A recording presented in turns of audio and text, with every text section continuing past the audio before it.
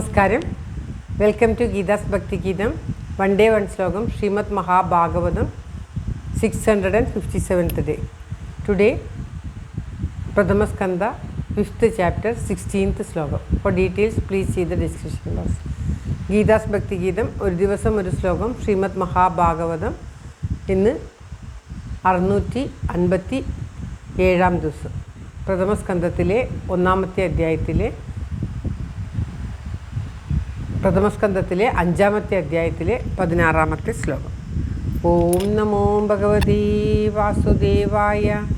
ഓം ശ്രീകൃഷ്ണ പരമാത്മനേ നമ. ഹരിശ്രീ ഗണപതയേ നമ. അവിഘ്നമസ്തു ശ്രീ ഗുരുഭ്യോ നമ. ഓം തത്സത്. കൃഷ്ണം നാരായണം വന്ദേ. കൃഷ്ണം വന്ദേ വ്രജപ്രിയം. കൃഷ്ണം ദ്വൈപായനം വന്ദേ. കൃഷ്ണം വന്ദേ പൃഥാസുതം. ശ്രീപരമാനന്ദനാഥനായ അദ്വൈതദീപമായി മോക്ഷേഷു വൃന്ദമന്ദാരമായി കാരുണ്യവാരിധിയായി വിഭൂദേശനാം നാരായണൻ മമ മന്ദത മാറ്റണം. ഓം തത്സത്. ഓം. ശ്രീമദ് മഹാഭാഗവതം പ്രഥമസ്കന്ധത്തിലെ 5ാമത്തെ അധ്യായത്തിലെ 16ാമത്തെ ശ്ലോകം. വിചക്ഷണോസ്യാർഹതി വേദിതും വിഭോ അനന്തപാരസ്യ നിവൃത്തിദത്സുഖം പ്രവർത്തമാനസ്യ ഗുണൈർമനാത്മനാ തതോ ഭവാൻ ദർശയ ചേഷ്ടിതം വിഭോ. വിചക്ഷണോസ്യാർഹതി വേദിതും വിഭോ അനന്തപാരസ്യ നിവൃത്തിദത്സുഖം പ്രവർത്തമാനസ്യ ഗുണൈർമനാത്മനാ തതോ ഭവാൻ ദർശയ ചേഷ്ടിതം വിഭോ. ഓം തത്സത്. വിചക്ഷണഃ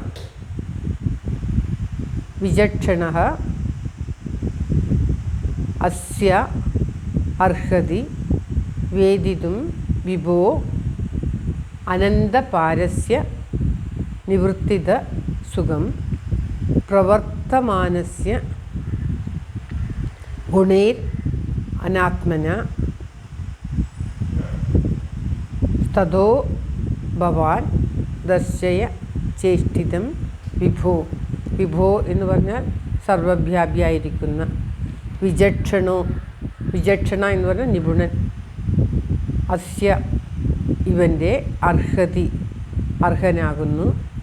വേദിതും വേദങ്ങളിലൊക്കെ പറഞ്ഞിട്ടുള്ള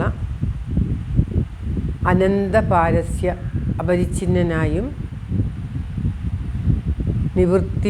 നിവൃത്തിമാർഗം കൊണ്ടുള്ള സുഖം അല്ലെങ്കിൽ ആനന്ദത്തെ വേദിതും അറിവാനായിക്കൊണ്ട്.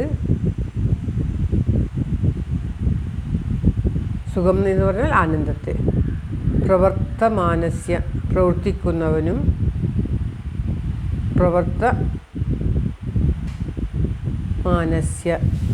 പ്രവർത്തിക്കുന്നവനും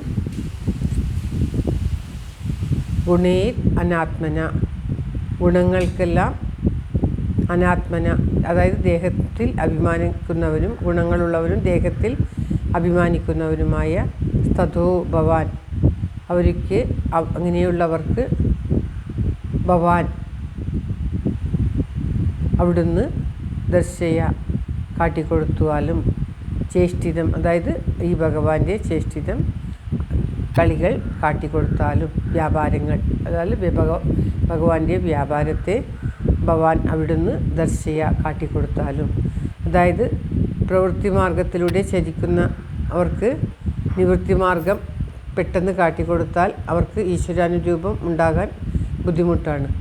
ഈശ്വരൻ്റെ അവതാര ലീലകളെ അങ്ങനെ നിവൃത്തിമാർഗത്തിലുള്ളവർക്ക് പറഞ്ഞു കൊടുക്കാൻ സാധിക്കുകയില്ല. അതുകൊണ്ട് തന്നെ അവതാര ലീലകൾ അങ്ങനെ പറഞ്ഞു കൊടുത്തിട്ട് കാര്യമില്ല.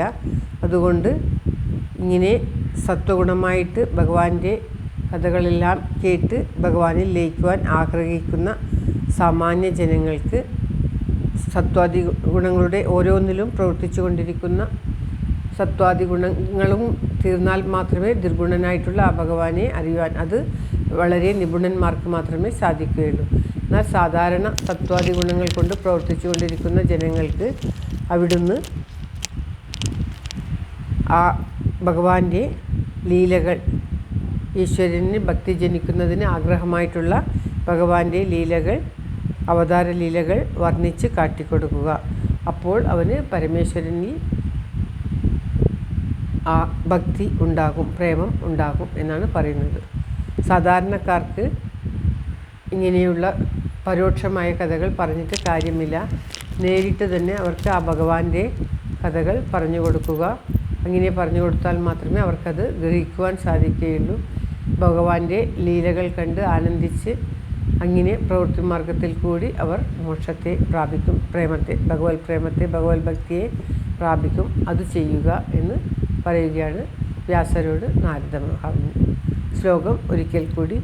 വിചക്ഷണോസ്യർഹതി വേദിതും വിഭോ അനന്തപാരസ്യ നിവൃത്തിതസുഖം പ്രവർത്തമാനസ്യ ഗുണൈരനാത്മന തഥോ ഭവാൻ ദർശയ ചേഷ്ടിതം വിഭോ. അനാത്മന എന്ന് പറഞ്ഞാൽ ദേഹത്തിൽ അഭിമാനം, ആത്മാവിൽ അല്ലാണ്ട് ആത്മാവിനെ അല്ലാത്ത വ്യാപാരങ്ങളിൽ മുഴുകിയിരിക്കുന്നത്, ദേഹത്തിൽ അഭിമാനം ഉള്ള സാധാരണ മനുഷ്യർക്ക് എന്നർത്ഥം. സർവത്ര ഗോവിന്ദനാമ സങ്കീർത്തനം. ഗോവിന്ദ ഗോവിന്ദ. എല്ലാവരുടെയും നന്മയ്ക്കും ആയുരാരോഗ്യ സൗഖ്യത്തിനുമായി പ്രാർത്ഥിച്ചുകൊണ്ട് ഭഗവത് സമക്ഷം ഈ ശ്ലോകം സമർപ്പിക്കുന്നു. Geetha Rajan. Thank you for watching. All the best. Have A very very nice day. God bless you. ദൈവം അനുഗ്രഹിക്കട്ടെ. എല്ലാവർക്കും എല്ലാവിധ ആയുരാരോഗ്യ സൗഖ്യവും നന്മയും ഉണ്ടാകട്ടെ. ഓം തത്സത്.